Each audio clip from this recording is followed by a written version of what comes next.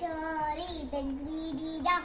Once a dog went to a butcher shop where he found a bone.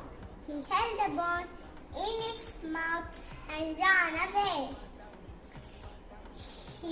As he was crossing a tree, he looked into the water and saw another dog holding a bone in his mouth.